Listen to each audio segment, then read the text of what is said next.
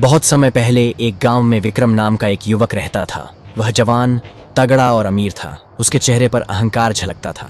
गांव में वह शाही कपड़े पहनकर इतराता फिरता, पर उसके दिल में दया या इंसानियत नाम की कोई चीज नहीं थी।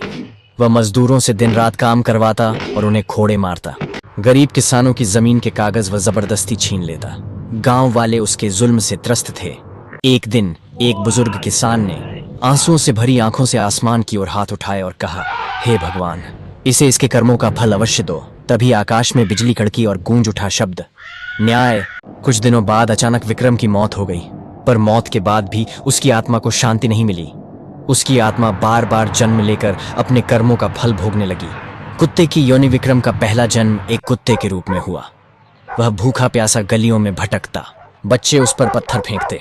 कभी कोई बूढ़ी औरत उसे बचा भोजन डाल देती तो वह खुशी से पूंछ हिलाता।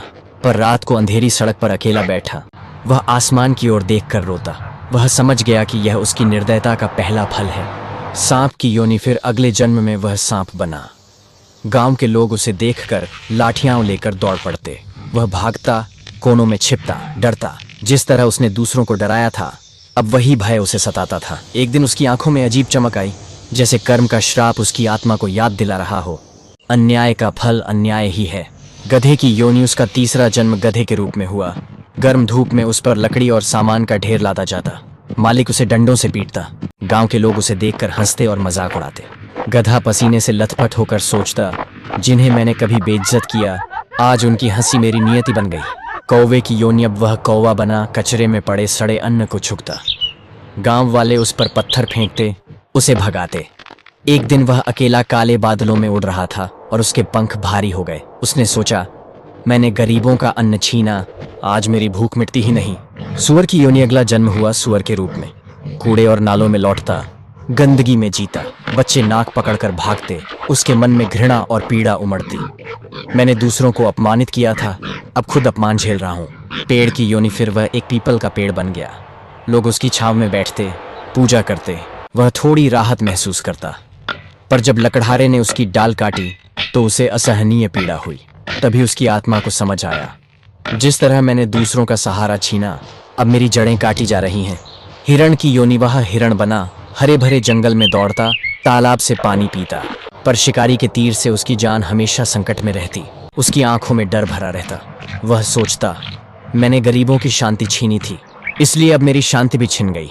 चील की योनि, फिर उसने जन्म लिया एक चील के रूप में। वह ऊंचाई पर उड़ता, सब पर राज करता। पर छोटे पक्षी उससे डर कर भागते। ऊपर से वह गर्वित दिखता, पर भीतर अकेलापन और उदासी भरी थी। उसकी आत्मा पुकार उठी, ऊंचाई पर रहकर भी बिना प्रेम, बिना दया, सब व्यर्थ है। भिखारी मानव योनि, अब वह भिखारी बनकर धरती पर लौटा। फटे कपड़ों में मंदिर की सीढ़ियों पर बैठता, भीख मांगता। लोग उसे धुतकारते, धकेलते। रात को वह ठंड में कांपते हुए आसमान की ओर देखता और रोता।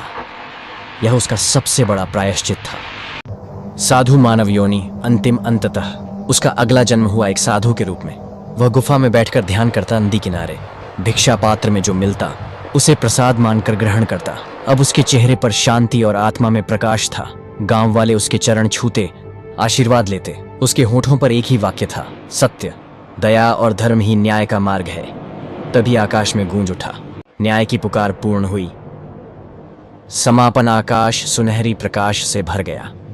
बादलों में लिखे शब्द चमक उठे, सत्य, दया और धर्म ही न्याय का मार्ग है। और नई सुबह की पहली किरणों के साथ यह संदेश अमर हो गया।